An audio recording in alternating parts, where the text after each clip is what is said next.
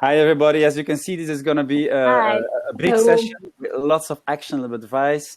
But maybe first, Caroline, you're the woman behind the buttons who's going to disappear in a few seconds, but enlighten us how other people can bring a subject to this webinar. Yes, if you have any questions, if you have any comments, please don't hesitate to share it on the chat that you can see on the right side of your screen. So we really want to have an interactive webinar. So for this reason, you will see we have the chat where you can share the feedback, the comments, but you also have the questions side where you can feel free to directly ask anything. And don't little thing, but if you have any feedback for this webinar or for the previous one or the future one, you can send me an email to caroline@fintechbelgium.be. Okay, thanks for that. Enjoy. Thank you. Thank you. We will. As everybody has known from the invitation, this is about giving advice to startups and scale-ups on how to survive these challenging times. And before we set the stage, Aurelie Dekegeleer, you're managing Réseau, Entreprendre, Bruxelles.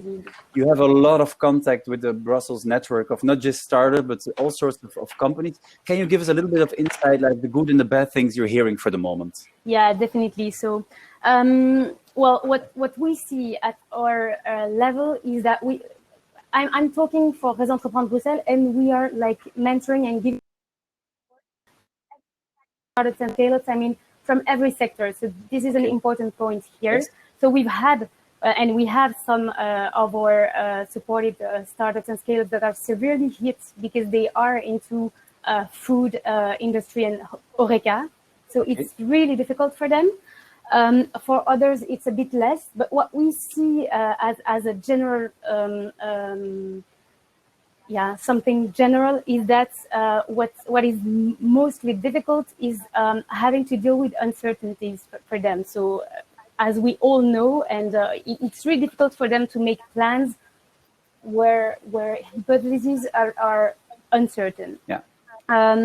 What we see is that they are really good at pivoting and being creative. So I think this is no surprise. They are mostly like still small and have a lot of ideas. So it's really like energizing to see that, and also to see the support that they are giving to each other and among the network. This is like really energizing for us. And then maybe less positive, they are really worried about their financing. So they don't know what will be the final impact for them. So it's really difficult for them to have to deal with the cash that is like coming short. Yeah. So which is why I think such a webinar as today is really important for them to see what the various alternatives can be for them to go out of this and find a bright outlook. Okay. Yeah. And any other advice you want to share, or something actionable for that you've heard or learned from a company over the last few weeks? Well, I've had a lot. I think for me the most important now is to be able to draw the treasury plan. Yeah. And I think most of them are striking with it. But this is really when you jump from being emotional to being rational and being able to really like take conclusions and force your creativity to be a bit more tangible. Okay. Get your creativity to overcome the fear, because it's not a pretty picture to look at when you make that plan, and that's be clear for everybody. Okay, you'll remain with us for the rest of this session, but because we have a limited stage to do presentations, you were kind enough to leave now. But so for everybody, yes. We're moving on now to an overview which Corentin will be giving us. He's working for Finance Brussels, and he's prepared a presentation on what Finance Brussels shares as advice to all the companies that are probably feeling this cash crush and the fear for a further crush in their financial liquidities that they have at their disposal. So I would say, Corentin, without further ado, maybe give a very short introduction what Finance Brussels is about and what you have prepared for us. Of course. So hi everyone, I'm very pleased to be here with you guys. Very happy to be here with B Angels, Edebex, FinTech Belgium, and also Réseau Entreprendre.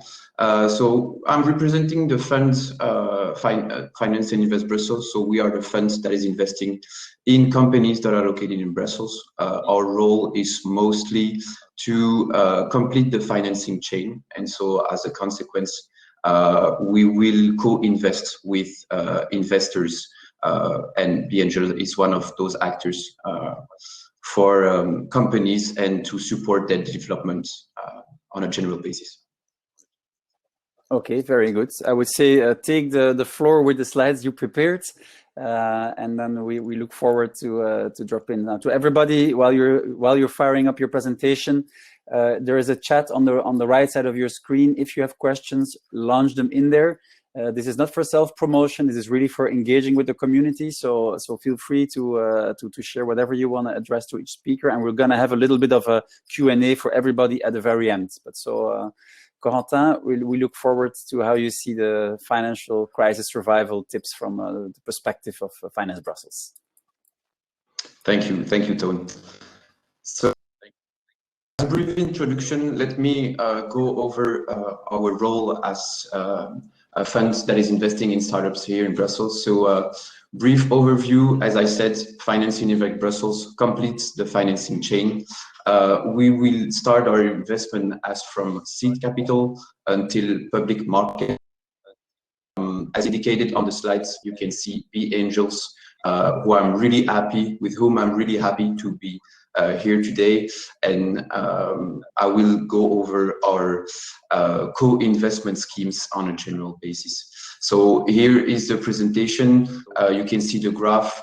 That is our broad role where we can invest, and as I said, we will mostly co-invest with other actors. As you can see, there are different other actors that I've indicated on the slides. For your information, Edebex, who is represented here by David, hi David, is also a company from our portfolio, so this gives you a bit of an intro about what we are doing for Brussels companies. Okay, great. To continue for the introduction, Finance and Invest Brussels has 4 major instruments in its toolbox. So it goes from equity to debt with different type of debt. As example, we have convertible debt and also subordinated debt. In a nutshell, the type Can of you maybe support explain will the depend difference on... between those two? Can you explain those two types of debt? Of course. So convertible debt will be an instrument that will be between equity and debt. As a beginning, we will offer such a financing in the form of debt in order to say, okay, we want to support that company, and then put some mechanism of conversion in place in order to convert it in equity when the company will be more mature afterwards.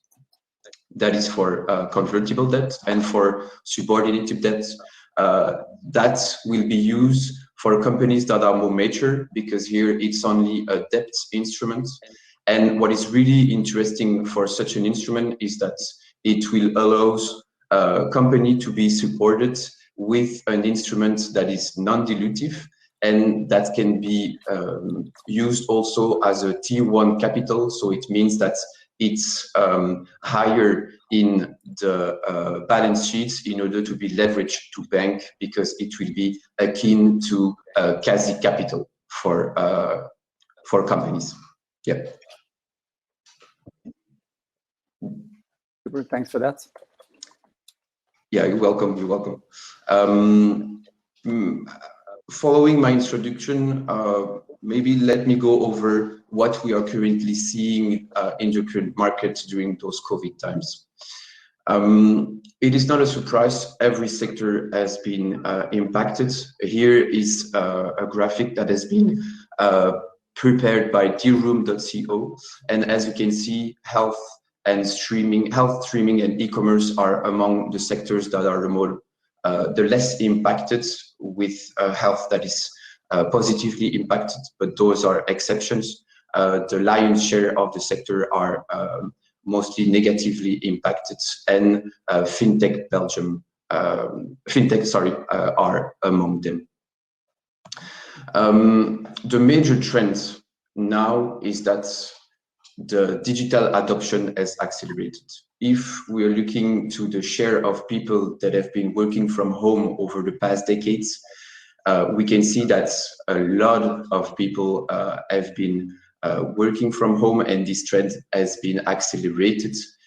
As you can see on the right-hand side of the slides, example of the downloads from the App Store of work from home, but also collaborative applications in China are highlighting the fact that the most people are adopting digital, and this is accelerating. I think that that's one of the unfortunate but positive outcomes of this COVID crisis, and it's a bit of a cliche, but it is like pushing digital transformation for many companies who were maybe late in adopting those tools into an acceleration.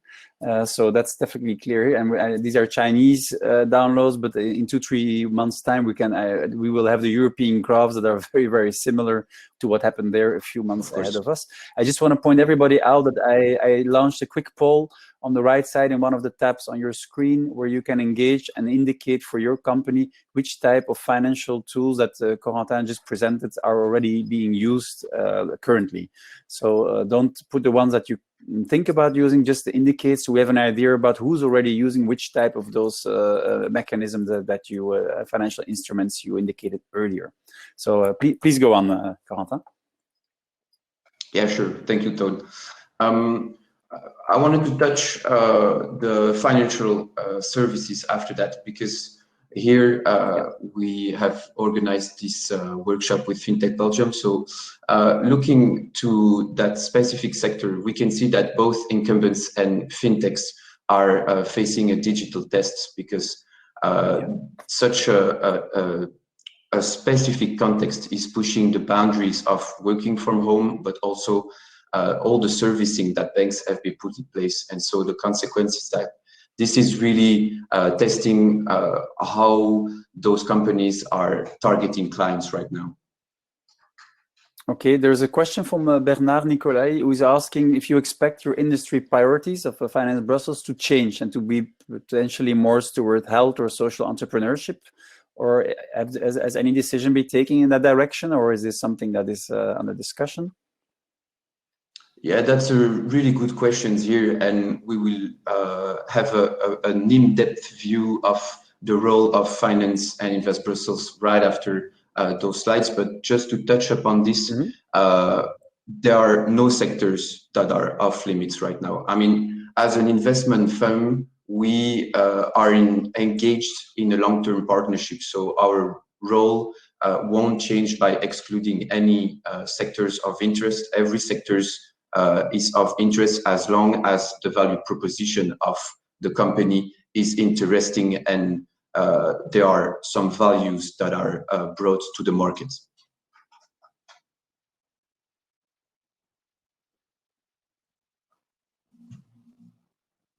Please go on. Okay, sure. Yeah, so that was about the general trend that we are seeing in financial services. If we're looking more closely to subsectors, here are examples about banking and payment subsectors. The major message here is that the impact during COVID is highly important. We can see that all the subsectors are directly impacted, despite trading, who is benefiting obviously of the volatility.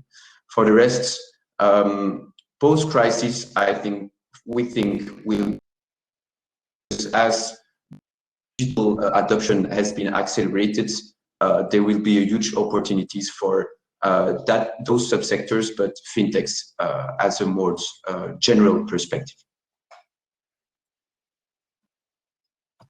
Okay. Now, as I've just touched the aspects and the role of Finance and Invest Brussels, maybe let's go and have a better view of how can we help directly. As an introduction, I will quote Fred Dustin, who is a Belgian investor that is located in London, and he is a partner at Stride VC. And he recently said that great companies are built in tough times and valuation will be attractive, keep fundraising. I think that this message is really illustrating right now our position as Finance and Invest Brussels. We are still open. We are still investing. It means that we are still receiving a demand of funding, and of course, the potential time of answering to those calls will be longer because we also focus on our portfolio companies, but the main message here is that we are still investing. And as I said earlier, valuation will be attractive. Sorry, I interrupt you, but the line valuations will be attractive, I think, is the point of view of a VC and an investor, not that much the point of view of a startup entrepreneur or fintech entrepreneur. Do I get that right? Yeah, indeed. And this is highlighted in the last point, touching upon valuations. Of course, the new market conditions are pushing valuation to a lower boundary. It means that there are opportunities for VCs, but it will be also a consequence for startups in order to be more productive with their funding, and we expect companies to be focusing on every single euros in order for them to be productive afterwards, of course. To use a famous Sequoia quote, "Rip the good times." Yeah, those times are over for months and years to come. So yeah, it's not a nice message for those who were raising or in the process of raising or about to raise, but it's definitely a reality that everybody will have to let sink in, that the valuations that were a reality in the month of February are gone and wiped away for a long time, I'm afraid. But okay, interesting. Yeah, but I'm not sure those valuations will be wiped away. As long as a company is creating value, I mean, this remains interesting in terms of market traction and client, in terms of the client perspective. Yeah. As if you're offering, I mean, the shift is coming from nice to have as a must have now, and the must have must be really part of the rationale here from a startup perspective, as it's time to focus on the pain points and there is no other message to be said. Okay, and there's a positive reaction from Reginald de Bassège, who says, yeah, the VCs will maintain high valuations for those very strong companies, and there will be competition for those companies that manage to adapt their models to be already performing and showing traction both in cash and customer happiness to get those valuations at the near level to the pre-crisis valuation multiples. Yeah, thank you, so this is a call for everybody. If you want to join the discussion, even when the point is over, you can join in the chat. And we notice there's a small delay in sound towards Corentin. So whenever I finish talking, I notice about 1 second for you to react. So it's a technical hiccup, but do go on. Okay, sure. And hi to Reginald, by the way. Yeah. As a conclusion, and maybe to have, you spoke about actionable yes, ways to be implemented on the side of startups. So let me give a bunch of recommendations here that startups can action it directly. My main message would be to act as a leader, be open to act, manage complexity. I mean, doing nothing is not the right solution right now. And so as a consequence, the first thing to be put in place would be to reforecast the budget. You can dump all your strategy from 2020 and the business plan. Yeah. I was going to ask, Toon, are you providing templates or examples of portfolio companies? Yeah. we can advise them, definitely. So we are advising examples from portfolio companies directly. I have one that we are currently investigating. What was really interesting is that they had a bunch of playbooks that were tested, really good metrics. The thing is that right now the market conditions have completely changed, and so there is a necessity for them to retest the channel and retest all the playbook metrics in order to say like, okay, digital marketing has completely changed.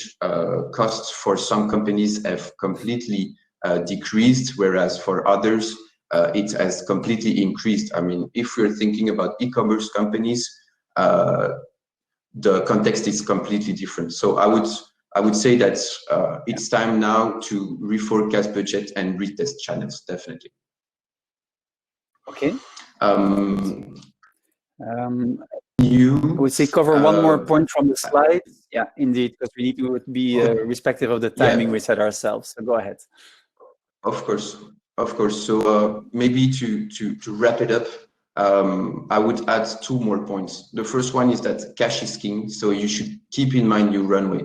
If the runway is lower than 12 months, then you need to decrease costs. And that goes from the different schemes that have been put in place by the government right now, but also be aware of fixed costs that you have in-house. And my last point would be to focus on very aggressive what you retention. say there, right? I do. Yeah. Okay, yeah. But I was going to say the managed cash flow, but we're going to come back to it in the end. It's extremely aggressive. Yeah, of course. Of course, but I would say that you have. I don't know a single startup that has a 12-month runway. Okay. I think in the line has become then it's really very important to discuss this. Okay, great. I see that the line for Corentin is having some troubles in the bandwidth. Also, the video is gone. So we're going to move to Claire. Claire Munck, she's managing the B Angel network, which is a Belgian and Brussels-based angel network. And she's very close, of course, to companies who are raising money right now. So, Corentin, if you can close your presentation so we can have the presentation from Claire. So, Claire, hi. Good to have you on stage. Good to be there. I would say it's the moment where you can launch your slides that you prepared on on B Angels and Dina de Krook is asking is asking where the slides will be available. We post them right after together with the videos through our usual channels. They're free and available to share with whoever is interested in this content. It's part of what we try to do from FinTech Belgium is to help our members, but more wider, everybody who's in a tech startup to get resources and get through these tough times. So being that said, you're helping I would say early stage beginners, often first time entrepreneurs to get their first funding to get going. Tell us a little bit more about that, B Angels and your role. Sure. In that Can process. you first just confirm that you can see my screen because I only have it full screen? Okay. Yes, perfect. We see your screen. It's perfect. And the sound is good and the video too. So and go then ahead. a disclaimer, because unfortunately I could not hear what Corentin presented. So I could see the slides and I could hear your comments, but then sorry if some of the things are repeated.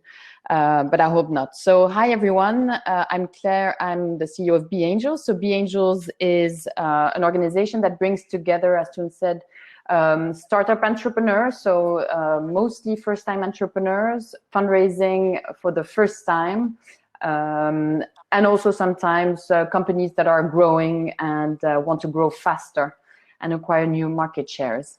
So I've prepared a few slides to give you more an insight into the situation that we see at the moment. So first, very briefly, we've been around for 20 years. We have facilitated around 400 rounds of financing. Our angels have invested around 50 million euros in the last 20 years. And what is important is that every euro that a business angel can bring then can be matched by actors such as Finance Brussels, Corentin, So there's an important leverage effect between the private intervention of the business angels and the public sector, but also when the time is right, bank loans. Last year, so we have today about 330 investors in our network. Our members saw around 71 pitches. We facilitated 34 financing rounds, and our members invested 3.2 million euros. We intervene in quite small fundraising rounds because we have tools to help students in student incubators to really launch and start the first companies that really pre-seed. And then we have bigger fundraisings because we also have our business angels investing directly, and we also have early stage funds. So all in all, 3.2 million euros were invested last year. Some examples of companies that have received support in the last years from B Angels. I think the full list is more or less updated on our website, or will shortly be. I just wanted to show you that one important thing about B Angels is that we are active in all sectors of the economy, except real estate, and I would say Horeca when it's a single point of sale. We have about 20 to 30% of our investments today that have to do with health. Health can be either biotech, medical devices, or like on comfort, really e-health, because this is a virtual reality solution. And was this something that you decided before the crisis, or was it just, I would say, a strategic choice of the B Angel Network to focus on that? No, it's really a growing trend in last year. So it's not at all, you know, an impact of the COVID crisis. I think we also have in our network an increasing number of people who are, you know, really have good networks and competencies in those sectors, which explains also the attraction. And I mean, of course, as we know, Belgium is a leading ecosystem for health companies. So that's also a point that is important in that respect. And also, yes. I just launched, so you know, Claire, I just launched a poll. So people who have used angel investors, please indicate if it was B Angels or others, if you found them yourself, just to have an idea of the percentages of the people. We have over almost 60 people who have joined us to see how many of them did use this as a source of funding for their startup scale. And so just an interesting point, because we will come back to that later, but about, you know, interest in innovation and new business models and disruption. A company like eFarms, which we see a lot in the newspaper, like today in L'Echo, saying that, you know, it's like they have such an incredible demand. Well, that's a company that we supported, I think already 4 or 5 years ago. And they were already, you know, they were already experiencing a high growth, but today, you know, it's really an opportunity, quote unquote, that is created by the crisis for them. And also we have, you know, edtech companies, of course, that are reacting quite nice at the moment. I think for Book Lab, there's a nice opportunity there indeed. They were already in classrooms with digital tooling. So for them, this also opens, without being cynical, opportunities like for eFarms. So there are companies on the beneficial side of this crisis whose offering was already aligned with everything that's happening with work from home and teach from home now. Of course, many others will have more efforts to do. And I also like your example that you say you support these companies 4 or 5 years ago, and only now they get high demand. This is a reassuring message to everybody in this call that's a startup that is struggling now. It takes time to build a good startup and a good company. And there's no shame in that. It's perfectly okay if you don't grow as fast as you maybe at some point when you started thought you had to be. And this is really a takeaway from a serial entrepreneur. It takes always more time and more money and more effort than whatever you had imagined. Absolutely. And I mean, we have an interesting statistics concerning, you know, that about 87% of the companies that have received angel financing from our members in the last 5 years are still operational today. And when you look at the statistics in the market, usually, you know, about 50% of the companies will not be around in the next 3 years in a traditional market. But I think that also shows the importance of having individual private investors who are in your capital and have, you know, this sort of patient capital approach where they know that things take time, that you have to try, you know, different ways of doing things until you actually reach your market. Now, for some of them, they do And is this something you noticed as a difference between your angel investors and a typical VC that's more in a hurry to get an exit? I mean, it's a different approach where we are complementary usually in the financial chain, because they could be an exit route sometimes for angels, or could be co-investors when the company is already doing quite well. You know, that's also something. But VC funds have a set duration, a set time, a set budget that they have to invest. For angels, you know, they can wait a bit longer. So we have seen angels, for example, that had a vision of exit of 5 years in a company, but actually 5 years later, while the company is really doing extremely well, so they can just stick around and they discuss with the entrepreneurs and they say, well, that's fine, we'll stick around for another couple of years because that's the time it took to really find your market and really have the good time to market and really have that explosive growth that we wanted to reach from day one. Okay, so quickly, what is the situation today for companies and existing portfolios? So the first thing we've seen is a quite hands-on and proactive approach by most business angel in our network. Of course, helping companies to look at cost reduction when possible, cutting cost when possible, maintain the team spirit. You know, making sure that with all the tools and etc., you still try to have that team spirit. Treasury plans, Aurelie mentioned it. Also prepare a new business plan where you know, you delay your sales by about 6 months. So really that proactive approach, I think, was appreciated by a lot of entrepreneurs. Already said there's a lot of uncertainty, so having that, you know, that support is quite important. But same question to you here as to Corentin before. Do you have templates that you can share about this, or that you say the angel network has prepared this for other portfolio companies maybe? Or did you find external good sources for like a typically medium-sized or starting startup? How do you do this cash planning in an Excel, not to name the tool, to make it easy for everybody to get a vision on that? We don't have a template, I mean, available right now, but it could be quite easy to produce. So I think that's quite a good suggestion, that you know, template that we could produce out of what we see our business angels doing with the portfolio companies. So it would be anonymous, of course, maybe a crossover of 3 companies of an example in situations where they're in like 3 founders who just started and are in the very early stage, to somebody already hired a few people in the team, to somebody running already with revenues that either are gone or are still there. I think that would be an interesting addition. We also have a good comment from Philippe Zombat, who says, to increase your cash flow, of course, number 1 is sell more. He's a very good sales guy, so that's, of course, the advice he will be advocating to everybody. But on top of that, ask for upfront money, 100%, 50%. Some of your, if you have customers that are able to do that, they might do that. I mean, it's a tough sell, literally, but you might pull it off. And at the same time, if your suppliers have the financial means, you might suggest them that you can pay later, typically things like rent. If you have a supplier that is cash strapped or that has cash, you can maybe propose to this real estate owner that you pay the rent in a delayed mode. That can also help you, of course. Yes. So good. Thanks for that comment. So another thing they were quite good about is making sure that the entrepreneurs, when they were lead angels, informed all the shareholders about the impact of COVID and the measures taken. So, this is the right time to provide a lot of information, communicate, and be transparent about the situation and what you're going to do to adapt.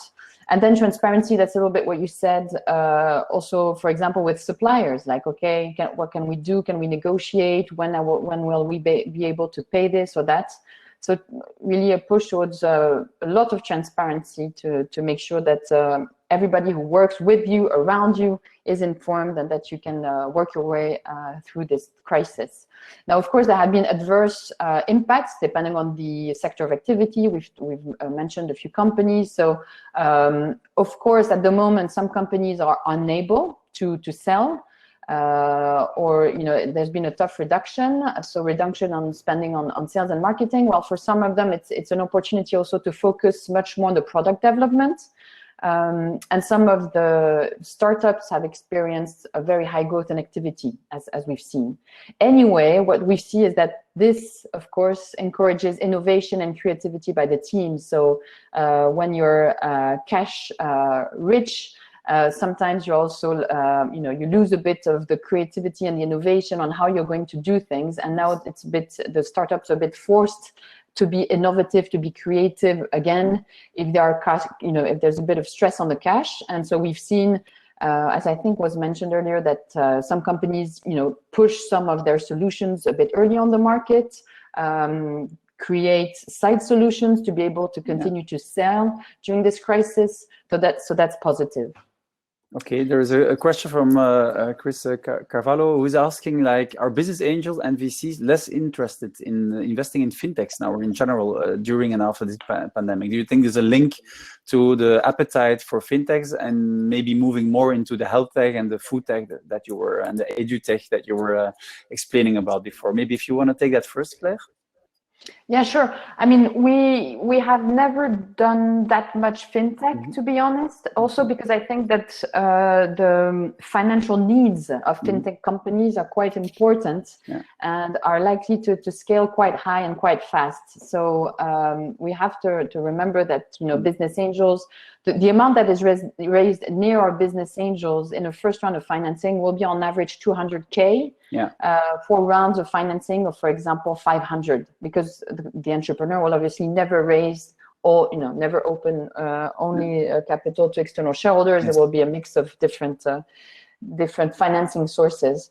So that's maybe an important point that you haven't shown before, is that in this mix of financial options, if you manage to convince private investors such as angels or VCs in Brussels and Belgium in general, you can almost do that. You can double that in that region of amounts, 200,000, through the instances, the public instances that will give you a loan or a subordinated loan. So that's a very important tip. If you manage already with the existing financial means that are available, you can already apply for that sort of extra cash flow.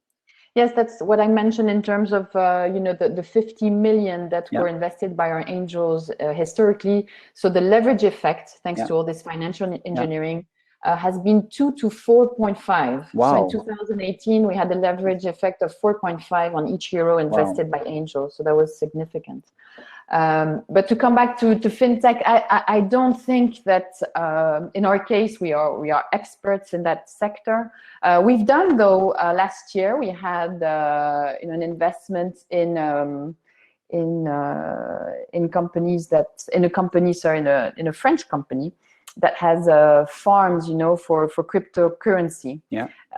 So we've done that. It's not the usual investment for our network, but maybe we'll see more of that in the future. But at this stage, of course, what we can say is that the possible impact for angels could be that they will be looking at companies that are innovating in, must-have solutions, especially because these situations like confinement and the health crisis that we are going through, of course, highlight some priorities or things that you really have to solve. So there might be a drive to that.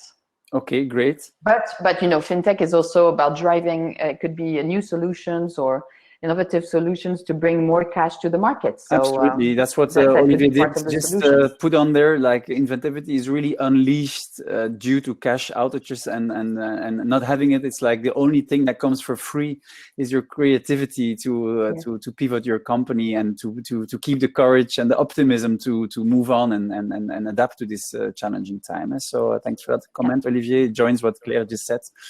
Okay.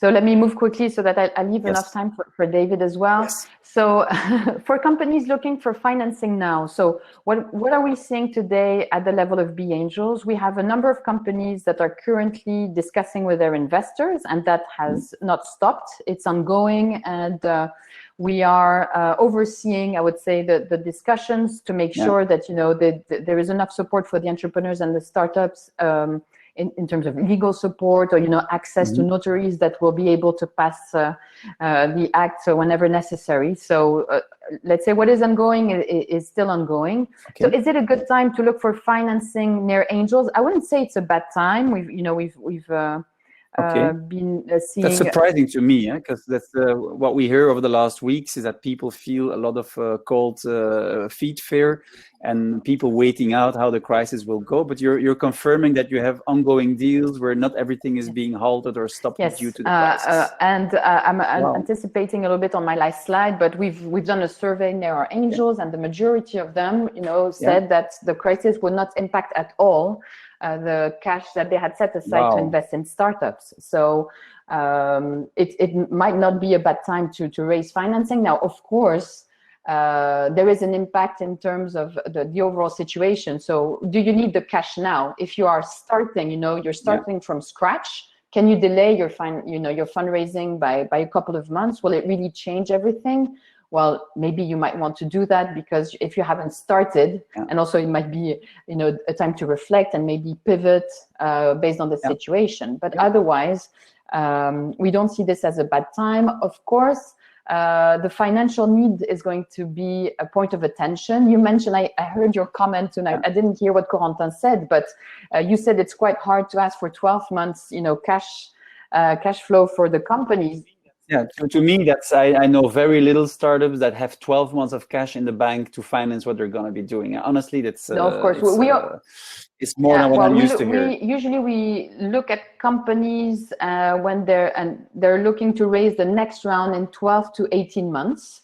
But for those very early stage companies, they are not going to have a lot of turnover. Those who are really starting. And I've heard some angels and VCs in the US mostly that have said that they're now looking for 24 months, cash. But I think this is another situation. But in terms of financial need, that will be something. Valuations. Well, you mentioned there was, an investor interest. I wouldn't say that's an investor interest, because over excessive valuations are a bad thing for entrepreneurs and for investors, because if you raise at valuations that are not good and you don't reach your KPIs, or you're not break even when you're supposed to, there's going to be a down round. And what we've seen in the last year was that valuations were really too high. Our angels have done less first round financing and more, second round financing, also because the valuations were too high on the market. There's a lot of cash on the market, and the valuations did not correspond to the level of risk and to the stage of development and the KPIs basically that the companies had. So we are. That's not a message that the entrepreneurs like to hear, but it's a very hard message, and these times are also to be said. There's some tough messages to I would say to suck up and adjust your valuation to the markets. The good times are over, as said before. But it's to be discussed whether these were the good times. If you can really raise financing at any valuation with that's because you expect actually that you'll be raising the next rounds at higher valuations really easily. And I think that has never been the case for companies who don't reach, KPIs for very good reasons. But we know, and we've discussed, that it takes time for companies to actually adjust, reach their targets and objectives. So that's a point of attention, certainly. But we see that will be a market correction, and for us, to be honest, which will be welcome, because we saw a lot of exaggerations in the last 12 to 18 months. And so how is our community reacting? As I said, well, angels remain startup enthusiasts. So they are always optimistic. They live with risk all the time, because they risk their own private money all year long, have been doing that for 20 years in order to help companies. So this crisis is certainly not going to deter their enthusiasm. They will see that as an opportunity also. We've discussed new innovation, we'll see new ideas, we'll see new entrepreneurs on the market. So I think that will be really positive. And of course, maybe a nuance is that some of our investors that have quite large portfolios will have a tendency to monitor what is going on in their current investments versus maybe our angels that, have smaller portfolios and they can still build that portfolio. And finally, if you want to submit your project, I think like Corentin mentioned, we're still open for business, and you can go on our website and you will find where to apply. And we have a first internal pre-selection, then we have a selection committee. We organize online pitches every month with about 100 investors connected. So we're still running. And I think that's okay. So you, as an angel network, you already found a way to digital to not need physical meetings anymore, but to get the pitches in a digital absolutely format. We've been organizing e-pitches since mid-March, so it's forced us. We've been digitally disrupted. Be Angels has been digitally disrupted, and we really like it, and our members really like it. So that will certainly be part of our offer in the future. Okay, super. There's some more comments and people reacting to each other in the comments. So I'm not going to read those out now, but there, one of the reactions was it's not always easy with many fintechs now throwing away what used to be paid features and moving it into freemium because it's a sunk cost. They build them anyway. But there's also a danger there that's going to be very hard afterwards to make people pay for it. So you might be digging a bigger hole by attracting. So it's a debate to be had in each company. How much of your sunk cost IT features are you going to give away, or how many can you still activate to get loyal customers and to show to your investors people will pay for this value? And so it's a good discussion. I like that going on in the chat. So people keep chipping in there. And with that, I'm going to thank you, Claire, for now. Please stay with us because we're going to have Q&A at the very end. And we have David from Edebex, who's a founder of Edebex, who's going to show us a real innovative product on how, if you have open invoices, you can get cash faster. So, David, I would say, floor is yours. Thanks for being with us. Hello, everybody. Pleased to be here. I'm David, co-founder of the Belgian, Brussels-based fintech Edebex. Edebex today is around 40 collaborators. We financed around 500 million SMEs under invoices. We have around 2,000 users type seller, which are mainly SMEs, small SMEs. And we are internationally present. Today we are active in 5 countries besides Belgium. That's France, Portugal, Luxembourg, and the Netherlands. I was asked to present Edebex first. What is it? Then to talk a little bit, what do we see exactly during the crisis? And then final question I got is, what can Edebex bring to companies during this specific crisis? So first I will go into what we do exactly. In fact, we were born in the aftermath of the previous crisis, the 2008-2009 financial economic crisis. And in fact, what we saw... So a very important word to everybody watching this who's maybe in an early stage startup. There are opportunities in crises. You're showing one example of that one. It takes time to mature, but you have a scale up today. So that's like the uplifting message I would like to bring with you giving this history lesson of Edebex. Yeah, there is a quote, a Dutch quote, which I will try to translate. Every disadvantage has an advantage, and it's just, you need to find it. So last... It's a football quote from the major, Johan Cruijff, but people will get it. Elk nadeel heeft zijn voordeel. That's the one, indeed. So, in fact, what we saw in the aftermath of the last crisis was that mainly SMEs in need of working capital had a lot of problems to find financing. On the other hand, we noticed as well there were, during the crisis, a lot of companies which were sitting on cash. And again, today this is still the case. The estimations of cash which is held by companies on bank accounts that are not giving any return, it's around 250 billion euros. Only Belgium. I'm only talking of Belgium. So if I can interrupt you for 1 second, we have over 250 billion, I think it's 270 on savings accounts of individuals, and we have 250 billion on corporate accounts, and both of those don't yield anything, and yet we have crying startups, please give us funding. So there must be, you're in the middle, you're going to match make those needs for the B2B part, exactly. Right? What we, our starting idea is that these were 2 complementary problems, and what we created is an online meeting place between both parties.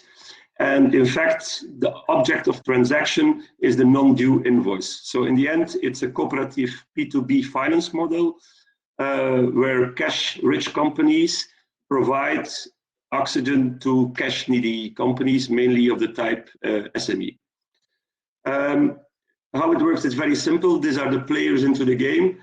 They all have to be B2B. We have companies selling their non-due invoices. We have companies buying them. We have a third party, which is a passive party until now, but this could change, which is the debtor company. It's a very simple system. The invoice changes of property. The buying company becomes owner of the non-due invoice. And legally, it's very easily and well done.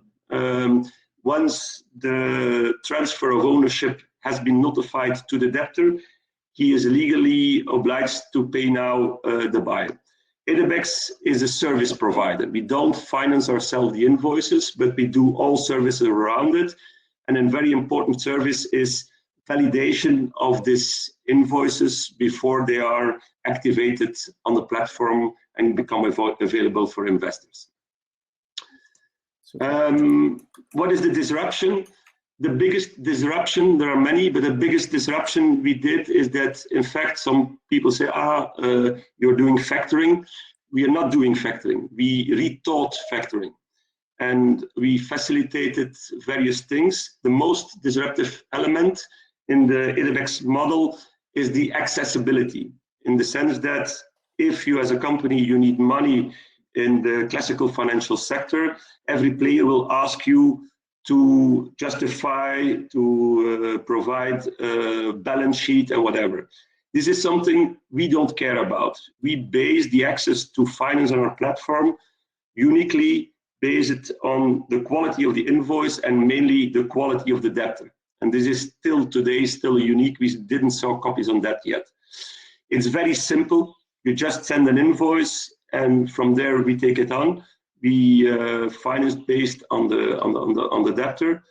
It's fast to get access to financing. It's a flexible instrument. We started with it's an invoice per invoice selling mode, so there are no obligations to sell a volume a certain time or whatever. Our customers are free. What is also very important is that it's a 100% digital tool.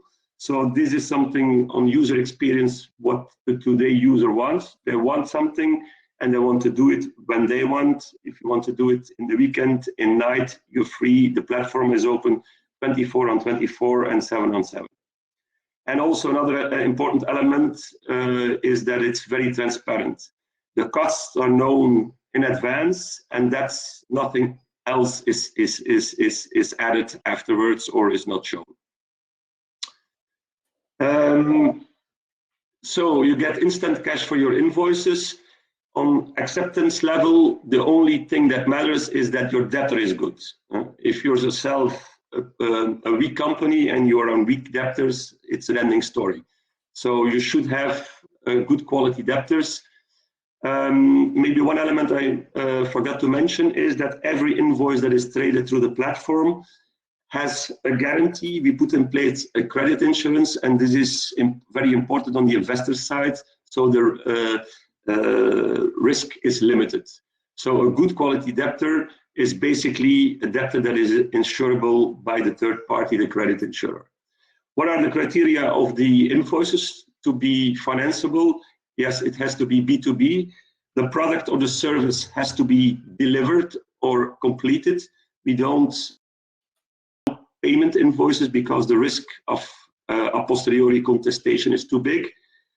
Standard, we work with a minimum amount of 5,000 euros, included VAT as minimum amount of the invoice. There is no maximum amount.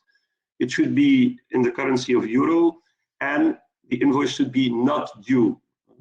In practice, we ask that at the moment that the invoice comes in at the platform, it's still 20 days before the due date.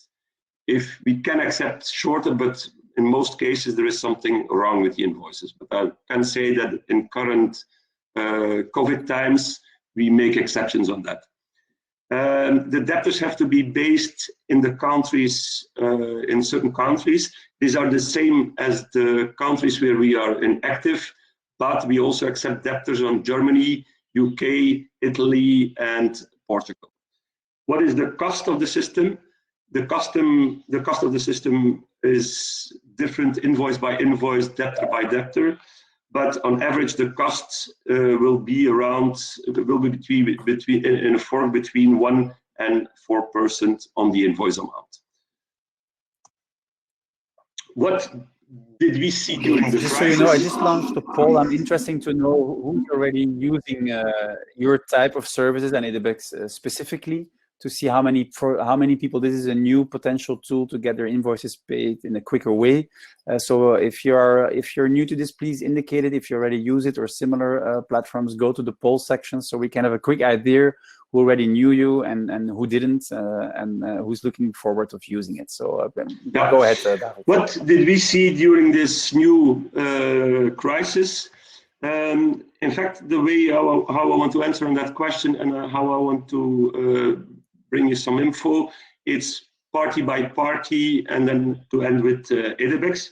On the seller side, we see an enormous increase in demand. So we see a lot of an important increase in new sellers, prospects that come in. So there is a huge demand in the market. So there is certainly a need for our services, and I would think that the crisis is not, on that regard, not bad for us. On the contrary, on the buyer side, the investors, we see that they are, you have a variety of reactions, but of course these are uncertain times, and there is need for a lot of communication towards them. Until now, I think we didn't really have investors that stop, but we have investors that are hesitant, reduce their investment, but we also have the opposite. We have new investors coming in, and we have investors increasing enormously their investment. Okay, I'm going to launch a question by Daniel Verbruggen, who's asking if there's more debt write-offs now for the current situation. Not yet. Now, and we are following this. Then nothing changed. We are following week by week very closely statistics on late payment. Even until now, we are more or less 3 weeks far in confinement in the most countries in Belgium, but also the most countries surrounding us. We keep track of the percentage of invoices that is paid on due date, 5 days after due date, 15 days after due date, 25 days after due date. And for the last 3 weeks, we don't notice any change, which maybe... Wow, that's a reassuring message. It goes against what we all hear around us. So I think you should tell the National Bank that there still is some discipline in people paying their suppliers, or you pick the good ones. I don't know which one of two it is. But reassuring. Thanks for the answer. And which is significant at this moment is because we had the payment run of the 30th of March, which was the first big payment run by debtors during the crisis. We have different reactions of buyers, but also they are impacted by the COVID crisis. Some of these buyers have working companies that are impacted by COVID and also have to put maybe more cash in there. We have also buyers that lost a lot of money on the stock exchange market. So there are many stories on that side as well. There's another question from Mohamed Bourmalek, who's asking, like, how do you do the valuation of a company and your own due diligence if the seller company is closed for the moment? So the invoice, like the company is impacted, you can't phone them, you can't, of course you can email them, but this will impact your due diligence. How do you cope with that? It doesn't mean the seller company is closed, because if the seller company would be closed, they would not contact us, or if they would not be active. I think it's rather a question for the next group I want to tackle. It's the debtor side. On the debtor side, globally, you see a lot of different reactions. One extreme is debtor companies that say, oh, from now on, we stop paying our suppliers. We saw some kind of reaction on that. It's dangerous to do that.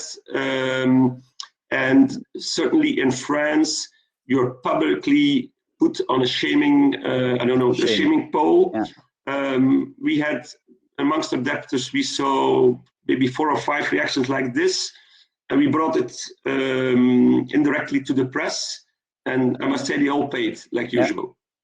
So there's a lot of, it's dangerous to so do public this, shaming works better than the ethics of honoring your agreement. In today's crisis, wow. It's very badly seen. If you want to ruin the image of your company, that's exactly what you have to do.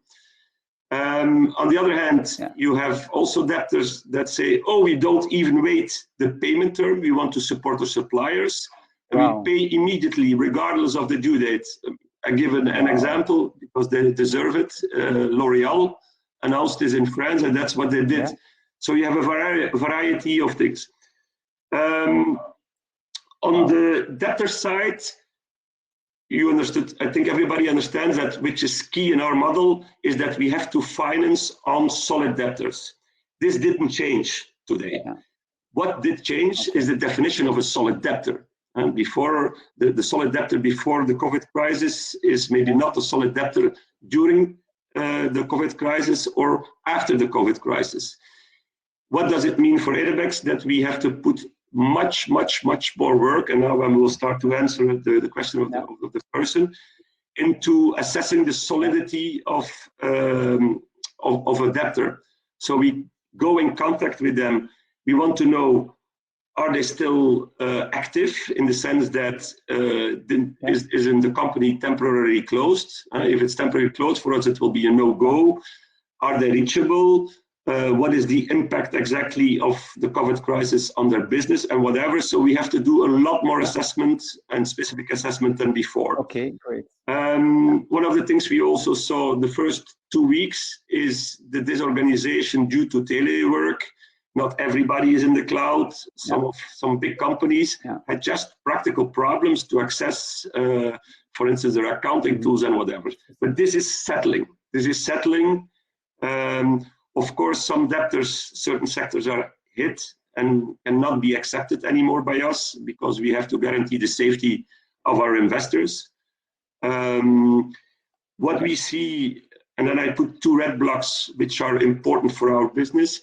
As I said, every invoice is securitized by a credit limit, by a guarantee. And what we see in the sector of credit insurance, which are the traditional financial players, they are shitting in their pants. They have a global risk exposition. The crisis is global and they are really afraid. So what we see coming up now are very heavy measures to, first of all, downgrading of certain companies, certain sectors, and also reducing the limits, the maximum amount to which they want to take a risk position on companies. And this is threatening for us, for the Edebex model. It's, but it's understandable. They're also a company which have to survive. It's nothing you can blame on them, but it will be reality. The thing is, everything came fast and their actions are very, how to say, black-white. And they don't have the time. They are managing millions of companies globally. They don't have the time to evaluate every company simple, so that they are taking black-white measures. And they can say, for instance, in that sector, we will downgrade everybody, or we will cut the limits, or we stop the limits. Okay. I'm going to have to speed you up, David, because we're coming to the end of our time. And I just want to share, you have a happy customer, Edouard Berger, who is saying that he used your service start of April and he had immediate response from the buyers. On the seller side. And to Mohamed. In the mixture between what's a seller and a debtor and a buyer, depending on which side you are, of course, the explanation David is giving is from his point of view, from Edebex. So I think many people mix up who's the buyer and the seller. Buyer is the investor, seller is a company that needs money, and the debtors is those who are finally supposed to pay the non-due invoices at due date. Thanks for that. Recap. And we have somebody else joining. So this is a fan club now. We have Eric Sankey. I was saying he's a Edebex as an investor, so he's also very happy. Thank you very much for so anyway, be a customer of Edebex, but certainly to provide this financial oxygen to the market. Great. I would like to ask you to wrap up so we can go to the closing Q&A for everybody. So the last call to action that you can give, David. Yeah, maybe I will provide. I will go to the next slide then. So what can Edebex bring in the market? Well, our role and our innovating role has been bringing in cash into the market since the year we became operational, 2014, and we want to keep flowing that private money, which what is key there is security and make good assessment on the solidity of the debtors, and this is exactly what we are doing. One of the things we asked to the authorities of all countries where we are present as a fintech, and maybe this is interesting, we asked them not to subsidize or to buy invoices, but we asked them to guarantee or increase certain guarantees on debtors because of this restrictive reaction of the credit insurance in the today market. What came out? Okay. Not much so far, because we saw that they are not used to fintechs, and even sometimes using the excuse or the reality that the legislation has not been adapted to put something in place for fintechs. But we were heard, and I'm sure that in the future some people will start thinking, because in the end, what Edebex is doing is mobilizing private money into the market. We don't have to do a call on public money. We just ask them to guarantee. What we are doing is supporting a real economy. If you send us an invoice, behind that invoice is a produced good, is a service that has been done, and that is what is now very important. We all been hit suddenly by the COVID crisis. The economy paused and almost stopped. It's now time to get out of our couches and start working in a different way. That's the real economy. It's not because we are confined that a lot of us are not able to have economic activity. So we have to look for the new normal in today's situation, but also once the confinement is done, there will be a new normal. Things have changed. We have to adapt. We have to be flexible. And that's the other thing I say. Agility, search for new opportunities, search for the new normal in an exceptional situation. That is also what Edebex has been doing whenever since we started our activity. We invented something which was not existing. You find bumpy roads, you find things which seems to be impossible, but by creativity, agility, resilience, you pass them. And maybe a last one, which is a premiere, is that we decided to launch a new product, a financial product into the market, which is Edebex Supply Chain Finance, which is based on the same principle, but which is intended for the debtors.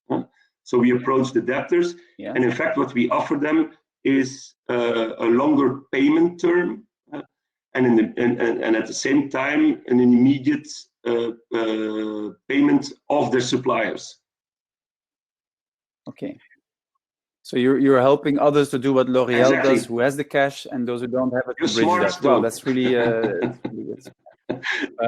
That's too much. But I like the inspiring quotes you gave on how we're gonna get out of this crisis by being agile, adapting, and finding innovative financing sources to bridge. Because let's not forget, if you kill your startup, not having enough cash is reason number one. So this is really something that everybody has to understand. The most likely reason you will fail is by underestimating the importance of having the right cash on your accounts or having the right access to cash through all sorts of instruments. Now we've been going for 1 hour, so I want to thank everybody who was online, and those who can stay. We'll have a short Q&A, and for the others, you can always review and come back later. This will also be turned into a YouTube stream, so if you feel left out and you have more time in the weekend, we'll be there in replay mode. So having said that, I would like to open the chat for other people with questions. And I have a first one maybe to Finance Brussels, because there has been a large public call from startups, and I'm sort of expecting that if the government is going to open up extra measures, this will involve somehow Finance Brussels. Can you say something more about the timing that you expect that these measures would be announced, or is this under discussion, or is there anything you can say about that, Corentin? Of course. As everyone saw it in the newspapers, so there has been a lot of startups that were expressing their willing for support, and I think this is done. The origin of that is coming out of neighboring countries who have already implemented such measure. Regarding Belgium. Yeah, measures are coming into force, and I think this is a question of days, because for now we need to decrease uncertainty, and if we can decrease it, that will be a good help for our ecosystem. So this is really a question of days right now. I think many startups are looking forward to see which conditions will be there and how balanced the risk reward will be that is asked in exchange for those safety lines that some need. But so thanks for updating on that. That is not a matter of weeks and months, but days. To people will keep following up depending on which region they are. And the standards one for Flanders, it's going to be regional funds. So how are they? Can you give the names of the ones? Is it through PMV in Flanders, to Finance Brussels for Brussels, and what is the Wallonia equivalent that they have? Yeah, Wallonia is more spread. I think it will be Invest for the region of Charleroi. Okay, so all the local, provincial invest structures they have. Okay, that's good to know. Anyway, looking forward to question in the chat session. Is there otherwise? I would already like to turn to Claire to maybe get your insights on those cash needs you see in the portfolio. Did you hear any of them using the Edebex type of invoicing and factoring solutions? Well, I think maybe for the startup, bit less. So of course, because the quality. I mean, of course, they're just starting, so it's quite difficult. But for those who are really in the scale-up phase, I hope that most of them know Edebex. And actually, I think it's an opportunity for me to reach out to David to see if we could actually structure something for the scale-up so that they systematically know the system. And I think, unfortunately, there's still too little. These awareness. webinars are great. We do online business and matchmaking in There's still public too little now. awareness, Fantastic. I think, Very good. about the solution now near our community of startups and angels. So definitely, I think we should solution that. With great pleasure. Okay. Great, David. I'll send you an email. Okay, so to everybody who's still here, that's 31 people. Feel free to fire your questions. We start seeing all the thank yous, and I think people need to move to other calls and webinars that are probably scheduled in their agendas, and we all do. So I would like to give the time for one more question, and while we wait for that to be fired in the chat session or in the question tab, let me check there too. There's nothing new in that one, but in the chat we just got a new one coming in. Everybody is starting giving Easter wishes. Will you send the results of the survey? That's nice as well. I want to thank you as. Yes, I can. I can show the result of the survey. I think everybody can see. So I'm moving there now. I don't know if it's publicly projected in the stream, but so 67% of the people in this call, and there were 60 at the beginning, they knew Edebex already. So that's good points for your market there in Edebex. 22% was using it. 11% was also using classic factoring for older invoices, so no cherry picking there.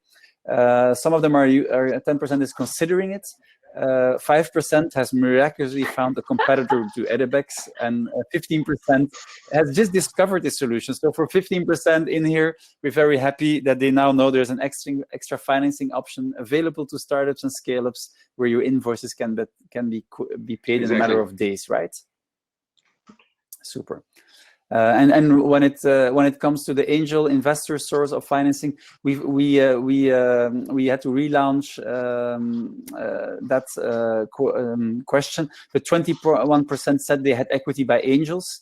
on top of course, 93% by the founders, which is awkward because it was a multiple choice option. I would have expected 100% of founders to said they have put their money on there, but some of them might have put in a sweat for equity in some way or the other. I don't know how they fixed that one, but that's always surprising and good to see. Yeah. Going back to the chat, we're somebody's giving good luck to the 5% competitors, so that's a good one. People found it interesting too. I think it's good that we wrap it up here for everybody. So we try to keep the rhythm of one weekly webinar through FinTech Belgium up there. Tell us which subjects you would like to see. Next week, in our 5th webinar, we'll be actually be talking about marketing and communication. How do you boost this when you're at home? How difficult is it to sell to a remote partner that you haven't met before and to convince that your services are really worth buying even during a COVID crisis? And in the meantime, everybody continue to pay your suppliers. We heard how important that is. If we want to avoid a ripple effect in the economy, then we should all try to stick to that and make sure we don't make it worse amongst each other. So without that, thank you to all our speakers. Join us next week, and I would say keep agile and adapting to these tough conditions, everybody. All the best to you. Bye. Thank you for the organization. Thank you. Bye.